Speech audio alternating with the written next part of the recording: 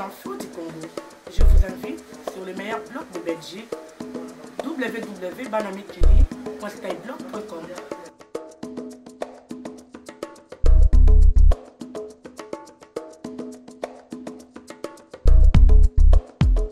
Que font-ils vraiment au Congo? Nous savons qu'il y a quelques années, avant le M23, il y avait une autre rébellion qui s'appelait le CNDP, dirigée par le rebelle Laurent Nkunda, qui aujourd'hui est au Rwanda. Et que lorsqu'on demandait aux hommes de la MONUSCO pourquoi vous n'arrêtez pas Laurent Nkunda, ou pourquoi vous n'arrêtez pas les troupes du CNDP, les gens de la MONUSCO nous donnaient une réponse. Ils disaient no Nkunda, no job. Pourquoi vous n'arrêtez pas Laurent Nkunda, ou pourquoi vous n'arrêtez pas les troupes du CNDP, les gens de la MONUSCO nous donnaient une réponse. Ils disaient no Nkunda, no job. Comment vous réagissez, Paty, lorsque vous apprenez, en écoutant la radio, qu'une vingtaine de personnalités internationales, françaises, se mobilisent, publient une tribune dans un grand journal français, en disant en substance, voilà, au Kivu, on viole et on massacre dans le silence, il faut absolument donner davantage de pouvoir aux casques bleus. Et suivre vos réactions sur la MONUSCO, la mission de l'ONU pour la stabilisation en République démocratique du Congo. Je vous rappelle que l'ONU dispose sur place du plus grand nombre de casques bleus dans le monde, c'est le principal contingent, 17 000 hommes y sont déployés, des casques bleus régulièrement accusés par la population d'être passifs face aux mouvements rebelles. En tout cas, dans une tribune publiée ce mardi dans le quotidien français Le Monde, une vingtaine de personnalités appellent l'ONU à agir dans l'est de la République démocratique du Congo et principalement dans la région du Kivu. Parmi les signataires figurent l'ancien président français Jacques Chirac, le secrétaire général de la francophonie Abdou Diouf, les écrivains Éric Orsena et Christophe Ruffin, ou encore la chanteuse Angélique Kidjo et Valérie Trierweiler, la compagne du président François Hollande. Et les signataires écrivent que faute d'application réelle de leur mandat, les casques bleus regardent et constatent pendant que les rebelles du M23 sèment la terreur, ravagent, tuent et violent par centaines de milliers les femmes et les enfants. Et les auteurs de ce texte affirment que la communauté internationale pourrait arrêter ce drame. Il suffirait, je cite, de donner l'ordre aux casques bleus de faire leur métier. Alors quel regard portez-vous justement sur l'action de la MONUSCO, sur l'action de ces casques bleus? 33 9 693 693 70 09 693 693 70 si vous nous appelez de France. Alain, vous êtes à Kinshasa, bonjour. Bonjour Anne, bonjour à tous les auditeurs. Bienvenue sur l'antenne d'RFI. La présence des casques bleus, dites-vous, est devenue inutile dans votre pays. En fait, c'est exactement les sentiments que j'ai, les sentiments que partagent beaucoup de Congolais, parce qu'il nous a été dit et répété que la première priorité de la MONUSCO, c'est la protection des populations civiles. Or, cette protection-là s'est faite toujours en appui aux forces armées congolaises, qui sont des forces composites et donc inefficaces sur le terrain. Et donc, si la MONUSCO vient en appui à une force armée inefficace, il me semble qu'elle sera nécessairement inefficace dans la protection des civils. Ouais. Mais aussi, il me semble aussi qu'il y a un problème de dysfonctionnement dans la chaîne de commandement à l'intérieur de la MONUSCO. Parce que j'ai l'impression qu'entre la politique des Nations Unies et la politique des États contributeurs, fournisseurs des troupes, il se joue comme un jeu d'équilibriste très difficile pour les militaires sur le terrain. Alors, la question que je me pose maintenant, c'est à quoi ça sert alors de maintenir cette force si elle ne peut pas jouer son rôle et si elle, même pour la réforme de l'armée congolaise, c'est depuis des années qu'on nous chante la chanson de la réforme, mais la MONUSCO n'a joué vraiment aucun rôle pour réformer cette armée-là. La communauté internationale n'arrive même pas à se mettre d'accord sur ça. En même temps, l'ONU dit qu'elle n'est pas en République démocratique du Congo pour faire la guerre à la place de l'armée congolaise. Et alors, elle est en République démocratique du Congo pour faire quoi? Pour maintenir la paix. C'est une force de maintien de la paix avant tout. Et vous avez vu, Rohan, qu'ils ont maintenu la paix à Goma? Le secrétaire général des Nations Unies il a déclaré que les forces de la MONUSCO resteraient à Goma. Qu'est-ce que ça voulait signifier au moment où les troupes étrangères étaient en train d'envahir le Congo? Maintenant, moi, la question que je pose, Rohan, et je m'excuse de poser cette question-là, c'est pourquoi est-ce que la MONUSCO doit être toujours dirigée par les anglo-saxons? Est-ce qu'on s'est déjà demandé pourquoi cette question-là? Parce que j'ai l'impression que la MONUSCO vit aussi les contradictions de la communauté internationale au niveau de la région des Grands Lacs. Et donc vous avez l'impression que le fait qu'elle soit dirigée par un anglo-saxon retire un peu de crédit à cette force de maintien de la paix. Oui, non, raccrochez pas Alain, il y a beaucoup de monde, comme à chaque fois d'ailleurs sur la République démocratique du Congo. On reste à Kinshasa, nous accueillons Olivier, bonjour. Bonjour, Anne. Et comme Alain, vous vous posez beaucoup de questions, vous, sur la présence des casques bleus dans votre pays. Absolument, on ne peut que se poser des questions. Vous savez, Juan Gomez, on ne peut pas envoyer 17 000 hommes dans un pays pour rien, 17 000 hommes qui regardent pendant que les femmes sont violées, pendant que les enfants sont mutilés. C'est inacceptable. Lorsque le secrétaire général des Nations Unies dit que la MONUSCO, les troupes de la MONUSCO ne sont pas là pour faire la guerre, bon, ils sont là pour faire quoi? Ils sont là pour faire quoi? Si le maintien de la paix consiste à regarder les femmes violer, les enfants mutilés, alors ça sert à rien qu'ils soient ici.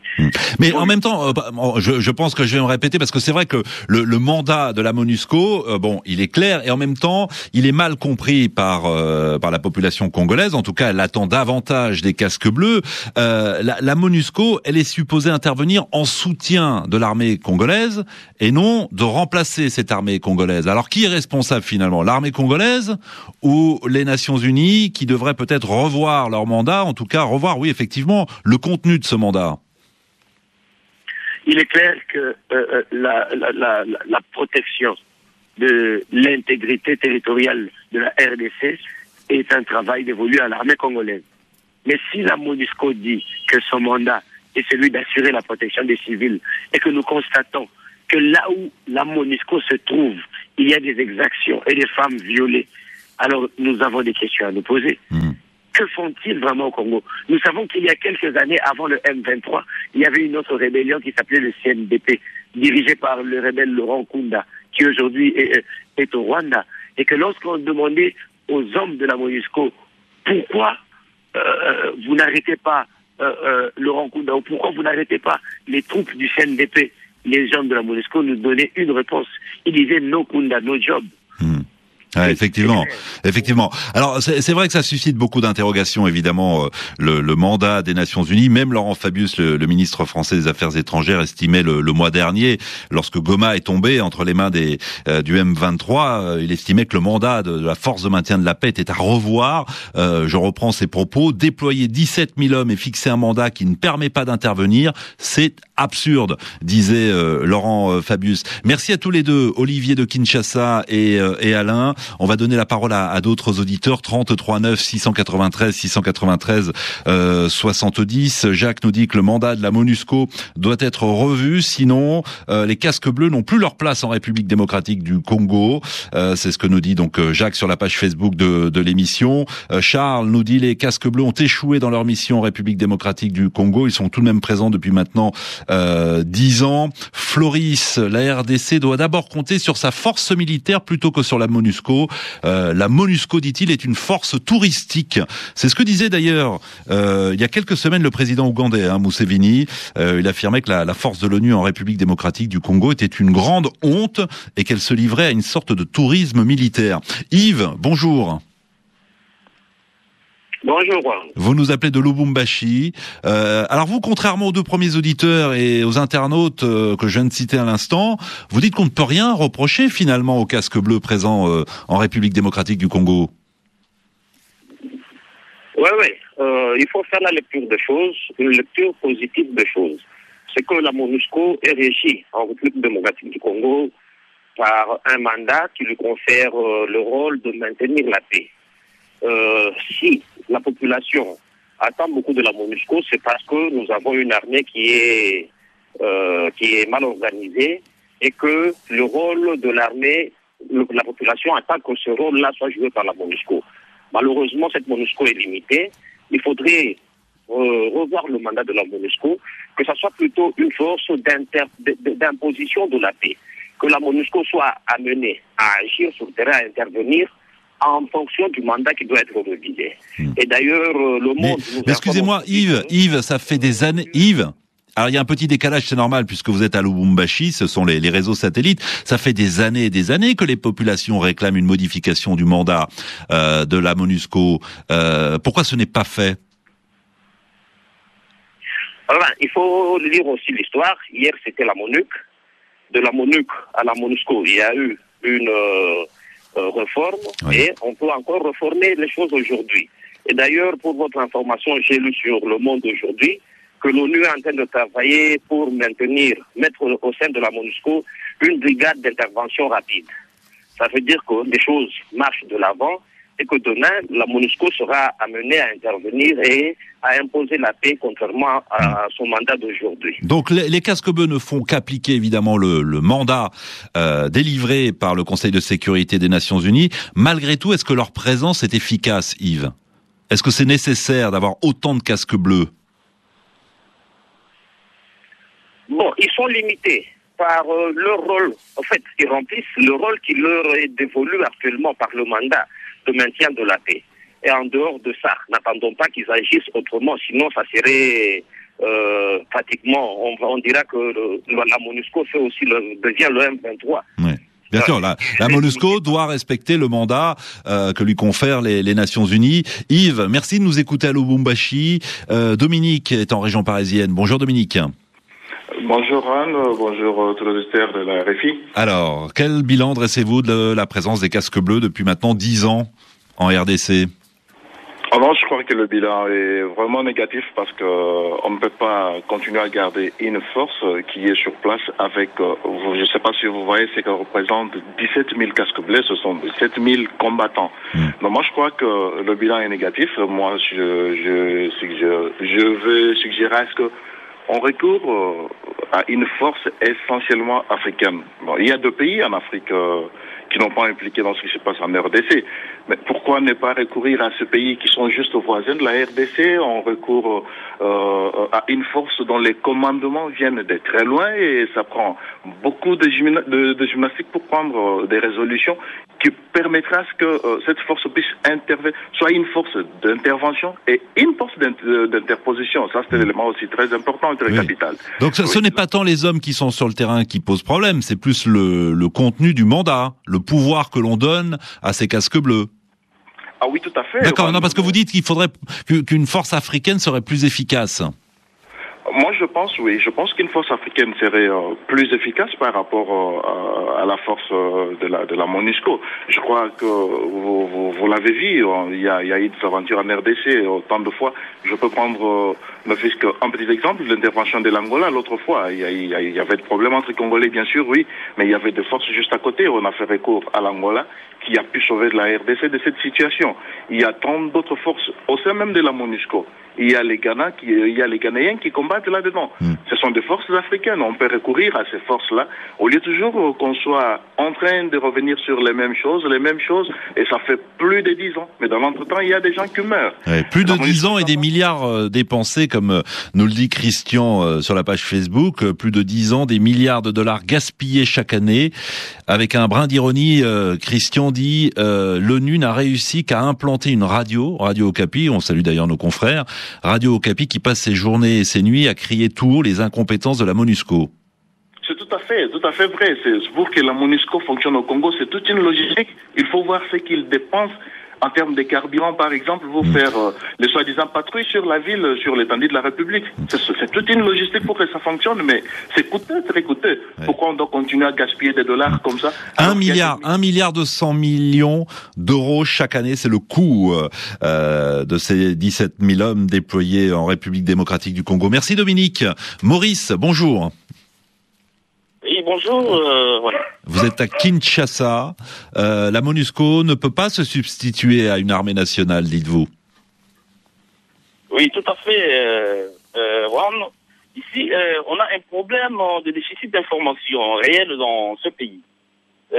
Moi, j'estime que si au moins la population était bien informée sur le rôle de la MONUSCO, je pense qu'il n'y aurait pas vraiment toutes ces inquiétudes au sein de la population sur les rôles à jouer par la MONUSCO sur le terrain. Oui, mais enfin Maurice, la population a l'air de connaître le rôle exact de la MONUSCO, toutes les réactions qu'on reçoit, les réactions qu'on peut lire également sur la page Facebook de l'émission. Les gens connaissent, on le voit bien correctement, le contenu du mandat de la MONUSCO. Ce qu'ils reprochent, c'est que ce mandat ne soit pas suffisamment fort et ne donne pas suffisamment de pouvoir à la MONUSCO pour intervenir et pour faire face aux rebelles.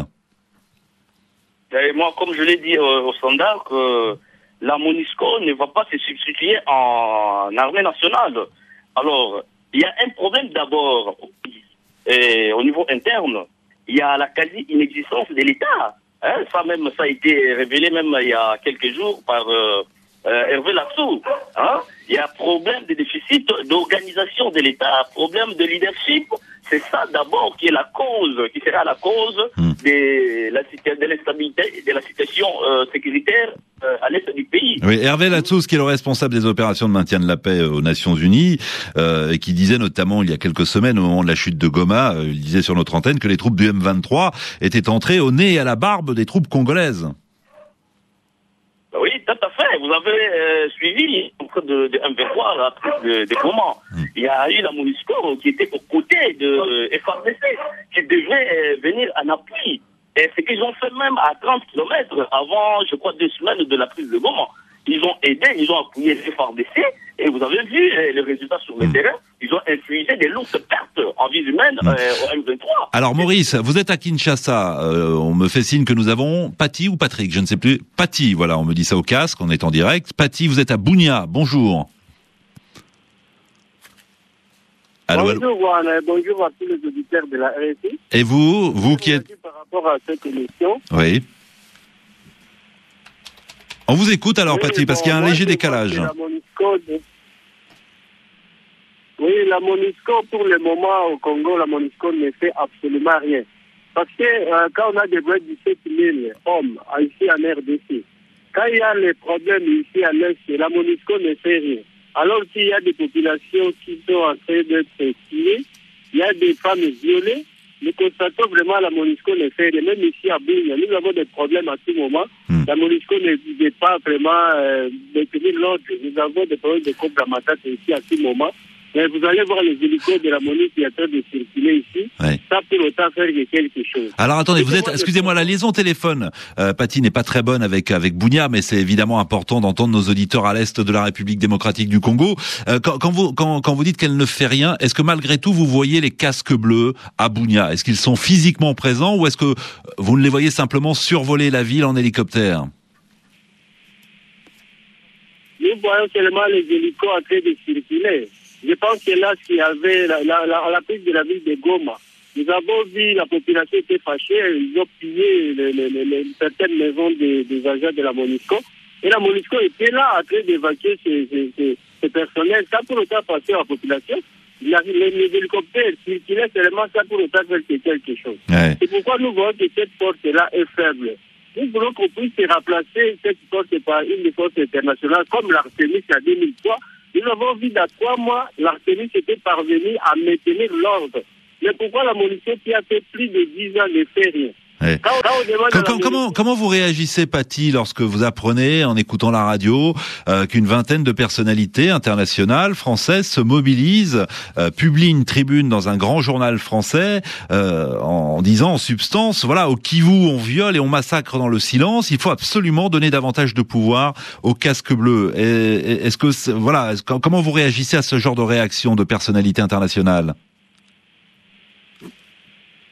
Vraiment, nous sommes très contents quand nous voyons des personnalités telles que Jacques Chirac en train de dénoncer la force ici.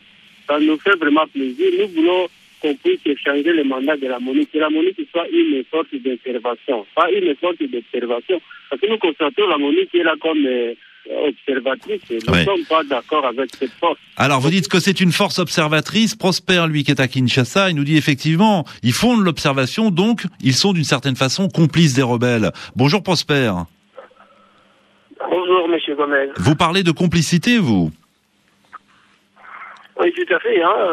Lorsqu'on regarde comment est-ce que les forces des Nations Unies se comportent pendant la guerre, on se demande bien si ces forces sont venues nous aider ou ils sont en complicité avec l'ennemi.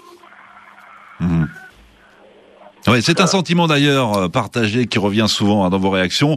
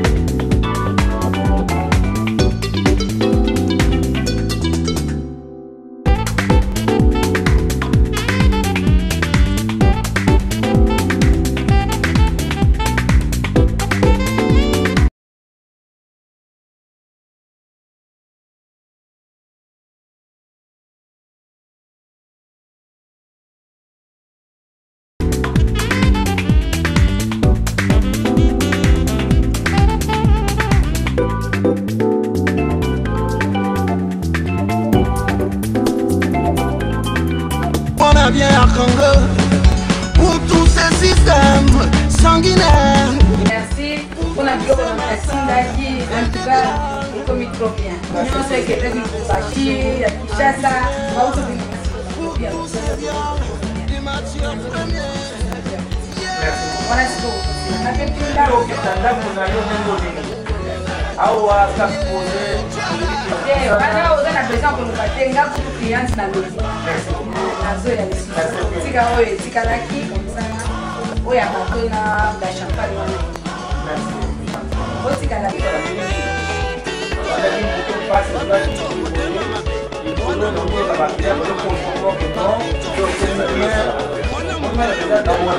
Voilà.